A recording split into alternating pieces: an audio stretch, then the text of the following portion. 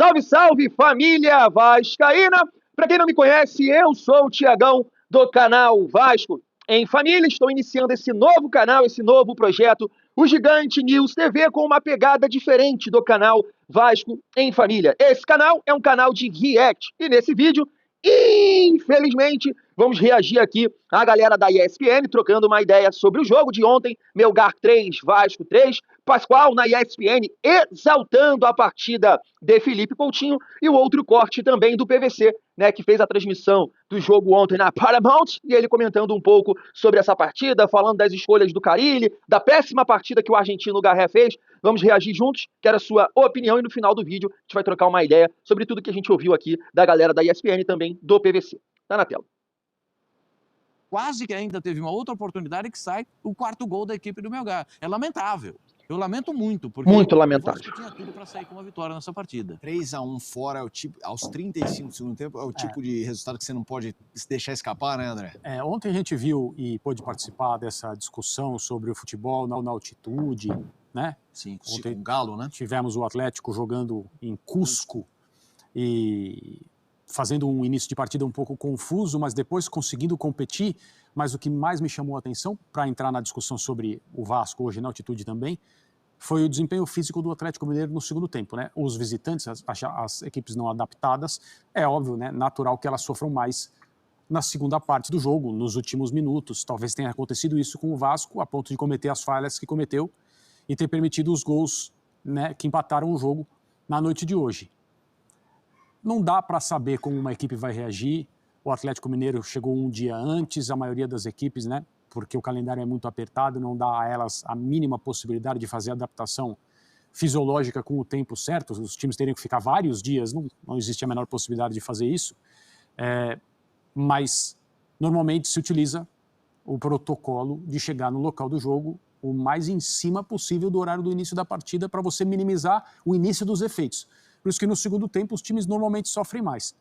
E talvez isso tenha acontecido com o Vasco. O Atlético preferiu fazer ontem a adaptação técnica, né? Fez um treino, uma sessão de treinos nas instalações do adversário, da equipe que é adversária do Cienciano ontem, e velocidade da bola, reação da bola, principalmente nas jogadas aéreas, trabalho dos goleiros, dos zagueiros em especial, pelo alto, tudo isso foi treinado porque o Atlético achou que isso era mais importante do que a questão da adaptação, né? Ou não faria tanta diferença assim chegar um dia antes ou não. O fato é que o Vasco pode ter sofrido hoje os efeitos da altitude no final do jogo, quando você não consegue pensar direito, não consegue tomar as atitudes que você pretende tomar, e acabou desperdiçando um resultado que parecia na mão. Isso é muito frequente. Na altitude é muito comum. Acho que se o Vasco estivesse jogando em casa contra esse mesmo adversário hoje, 3-1 na frente, dificilmente deixaria escapar a vitória. Não pode sofrer. A atuação muito boa de Coutinho e o Verratti numa temporada ainda mais goleadora do que as boas temporadas que ele já teve, Pascoal. Porque a bola está chegando mais com o Coutinho. A bola chega com qualidade. Você viu o lance que ele bota a bola na cabeça do Verratti, ou melhor, a bola que ele bota no pé do Verratti, porque o Verratti tem um gol de hoje, presença na área, um gol de bola carambolada. Esse é o gol que ele faz. O Coutinho também sai, né? O Coutinho sai no segundo tempo e ele vê o time sucumbir no banco de reserva, né? Deve dar uma agonia danada, porque ele fez um bom papel hoje, jogou uma boa partida.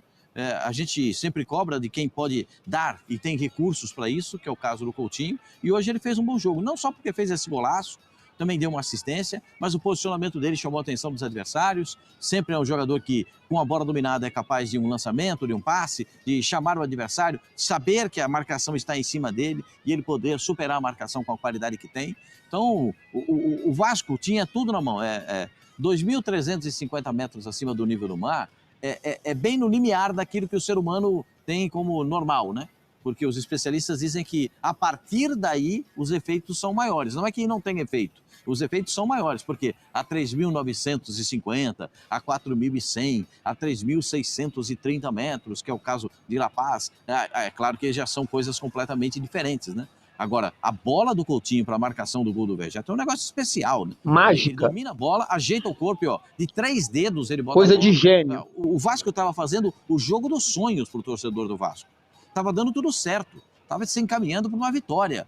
Aí toma o gol ainda no primeiro tempo, certo? Um pênalti infantil que foi desperdiçado O Paulo Henrique foi salvo pela cobrança que foi muito ruim pela linha de fundo, toma um gol e aí vê na parte final do jogo as coisas ruírem. Saindo o segundo gol, saindo o terceiro gol e o time não se comportando como se imaginava, não tendo esse comportamento esperado. Eu também esperava mais do Vasco da Gama, né? O Coutinho aí, nesse momento, está sendo substituído, quase com 69 minutos, ou seja, ele jogou boa parte do jogo, né? Então estava bem fisicamente para essa partida, para a entrada do Tietê nesse instante para dar uma reforçada ali no meio-campo. Mas aí falta a qualidade do Coutinho. Ganha um pouco mais de vitalidade, mas não tem a qualidade que tem o Felipe Coutinho. André, a dupla. Coutinho com um golaço, uma assistência também muito bonita e o Verratti fazendo mais gols. São jogadores tecnicamente, né? Que o torcedor do Vasco hoje pode se apoiar e esperar um lance como o gol do Coutinho, o passe que ele deu hoje. Eu estou de pleno acordo. A questão para mim é muito mais em relação ao Coutinho, né? A capacidade física dele de sustentar as partidas mais duras. Hoje ele jogou até o minuto 70, quase como disse o Pascoal, numa situação em que as condições são muito mais exigentes do que quase 100% dos jogos que o Coutinho faz com a camisa do Vasco aqui na América do Sul. Evidentemente no Brasil não existe nada parecido com isso. Eu acho que ele suportou bem, né? Cada organismo é não dá você encontrar uma regra, olha, vamos fazer isso, porque aí todo mundo vai se dar bem, né? Vamos evitar isso, porque senão todo mundo vai se dar mal. Tem jogador que corre como se estivesse jogando na praia, numa situação como essa. E cada organismo responde de um jeito. Eu achei que o Coutinho hoje respondeu bem, tecnicamente ofereceu ao Vasco aquilo que ele é capaz de fazer. Infelizmente, o resultado, ao fim, não foi aquilo que o Vasco queria. Vamos ouvir o técnico do Vasco. Estou vendo aqui nas redes sociais, tem torcedor que não gostou da postura do Vasco na reta final do jogo e atribui ao técnico Fábio Carelli. Vamos ouvir as explicações sobre o jogo e esse empate do treinador vascaíno. Pelas circunstâncias do jogo, fica amargo, né? Tá 3-1 e jogando, fazendo um jogo inteligente até então, pelas dificuldades que é jogar aqui. A gente não conseguiu subir as linhas no segundo tempo. Não é desculpa, mas é uma verdade. No intervalo, muitos jogadores pedindo oxigênio.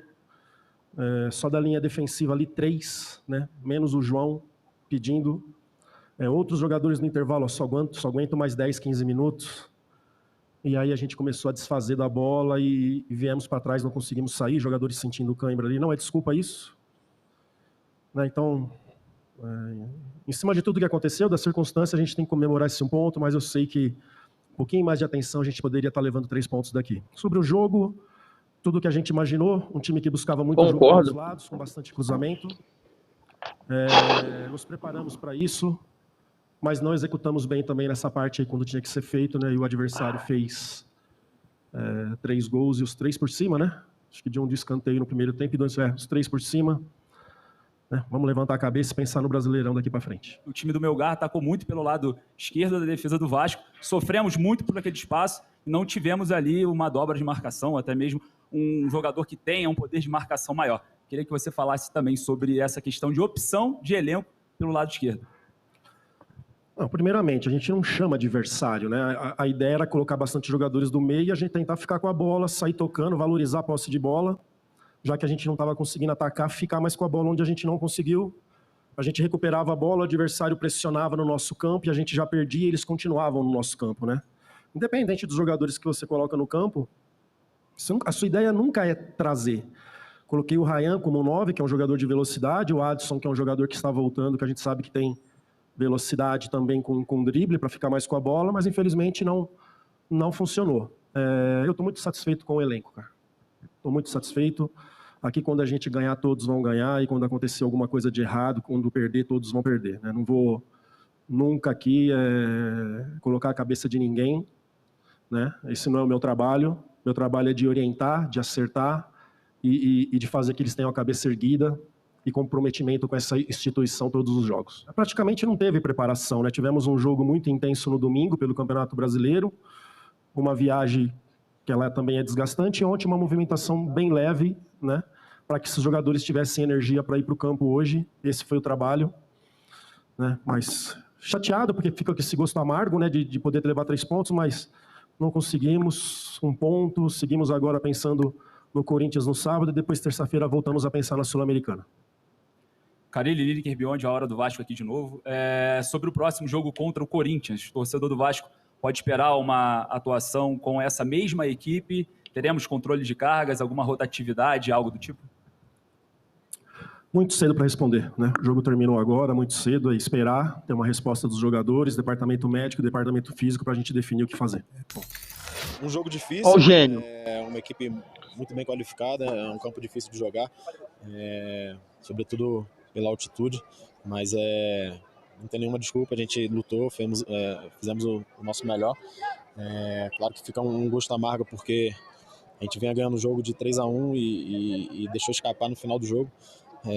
Mas agora não tem como a gente se lamentar, levantar a cabeça para os próximos jogos, é o começo de tudo, um ponto difícil aqui e, enfim, pensar nos próximos jogos será muito importante para a gente. Para mim não teve falta. Só para pontuar, né, algumas questões que a gente ouviu até aqui, o programa aí da ESPN, da coletiva também do Fábio Carille e também dessa declaração do Felipe Coutinho, que é gênio, né? Só quem é gênio faz esse tipo de gol, só quem é gênio dá esse tipo de passe, né? O Vasco conseguiu abrir 2-0. E realmente, né, fica difícil a gente ter o entendimento de jogar na altitude. E o Vasco me parece que sentiu um pouco, principalmente ali do meio para o final do segundo tempo. O jogo estava controlado, o time deles não estava conseguindo fazer tanta coisa assim, né? Eu acho que a entrada do Jair foi muito importante nesse sentido, deu mais segurança em relação ao Paulinho, mas aí toma um gol bobo, né? Dá para dizer assim. Eu acho que nesse tipo de competição você não pode dar esse tipo de mole, que é deixar o jogador cruzar de qualquer jeito. Você tem que, de alguma forma, dificultar a tomada de decisão do adversário. E aí eu sei que estava ali praticamente do meio campo quase, mas deixou o cara levar para o lado e cruzar. E aí você permite, né, o seu zagueiro numa falha, num erro, porque é difícil. A bola aérea é complicada. E a zaga do Vasco estava bem no jogo, cortou. Foram mais de 60 cruzamentos do time do Melgar. E a defesa do Vasco tirou praticamente todos. Falhou em 2. Falhou em 3, né? Porque o primeiro gol também foi uma falha bizonha de todo mundo. Então não pode. Era muita falha nesse sentido, era muito erro nesse sentido. Então, será que a altitude atrapalhou? O cansaço pesou? Agora, que é um resultado que incomoda demais. Mas eu não consigo chegar e falar que é somente culpa do Carille. Que o Carille recuou o time. Não, isso não aconteceu. Né? Ele recuou o time quando ele tira o Verratti e coloca o Lucas Oliveira. Aí eu concordo. A entrada do Tietê não dá pra falar que é pra você recuar o time, porque o Tietê é um volante, mas já jogou de terceiro homem, até de ponta na sua carreira. Então ele coloca o Tietê porque o Tietê, ele tem mais condição física do que o Payet, né, para fazer esse embate, fazer alguma cobertura, disputar ali, né, aquela batalha que estava sendo no setor de meio campo. Só que não aconteceu. O time não conseguiu ficar com a bola, como ficou contra o Santos, né? Entrou Jair, Tietê e Adson no jogo contra o Santos, e o Vasco ficou com a bola. O Vasco ficou com a bola. Nesse jogo contra o Melgar, isso não aconteceu. E aí o adversário pressionando, e aí contou com erros individuais. Porque, por exemplo, o primeiro gol é muito bizonho. É muito bizonho. Isso não é uma questão do treinador. Isso é uma questão de atenção dentro de campo. O cara bate o escanteio, o cara que recebe tá livre aqui, o que recebeu aqui, que faz o cruzamento livre aqui, e o cara cabeceia sozinho dentro da área. Não é uma questão somente do treinador, isso é atenção dentro de campo. Porque eu duvido que o Carille organiza, treina o time nesse sentido, pro cara ficar desatento em campo. O segundo gol, infelizmente, foi uma falha do Maurício Lemos. E o terceiro gol, pelo amor de Deus, o Piton nem subiu pra atrapalhar. Porque, de repente, se ele sobe, a bola desvia, vem com um pouco de força e o Léo Jardim poderia pegar, ele nem subiu. Aí fica difícil também. Então eu acho que dá sim pra culpar o Carille de não buscar alternativas enquanto treinamento para o time sair de determinadas pressões que vão acontecer com o Vasco, porque isso acontece com o Vasco desde o ano passado, mas eu responsabilizo o jogador dentro de campo. Faltou personalidade. Vamos seguir aqui para acompanhar o PVC. O Maurício Lemos falha, deixa a bola passar. Foi a única falha dele, hein? Eu não consigo enxergar o Facundo empurrando o Maurício Lemos. Se empurra, ele tem que cair para frente. Ele está até longe da marcação. E esse foi o gol logo depois da saída do Coutinho. Era um 34 do segundo tempo. Aí tem a saída do Verratti. Quando o Verratti sai, entra o Lucas Oliveira para tirar cruzamento da grande área, e o Verratti vem para o banco de reservas e o Carille volta para chamar ele, e o Verratti vem falar alguma coisa para o Carille. Não dá para saber o que foi que os dois conversaram. O Verratti tem 1,88 m, o Lucas Oliveira tem 1,87 m. O Verratti estava cansado no jogo, ok, você pode tirar o Verratti, 2.300 metros de altitude, vão cair em todas as questões que envolvem o jogo, ok. Mas você trouxe mais o Melgar para dentro do seu campo. Os caras empataram o jogo. E o jogo estava ganho. Então, assim, acho que tem um erro na maneira como foi feita a alteração. Se você tira o Coutinho e coloca o Payet vai prender a bola na frente. Ou vai tentar prender a bola. Cara, não sei, cara. Sinceramente. O Tietê podia ter feito isso? Podia, mas a vocação do Tietê não é prender a bola na frente. A vocação do Tietê tem bom passe, mas o Tietê é um jogador diferente do Payet. do Coutinho, você tira o brilho, mas principalmente, o fundamental naquele momento do jogo era evitar o cruzamento. E como você faz isso? Tendo posse de bola. Bom, tem outro assunto que eu vou tocar com você depois da Janice, porque durante o primeiro tempo eu mesmo me policiei e falei, poxa, por que eu não estou falando do Garré? Por que eu não estou falando do Garré? E é sobre isso que a gente vai falar já já. Janice, por onde você anda?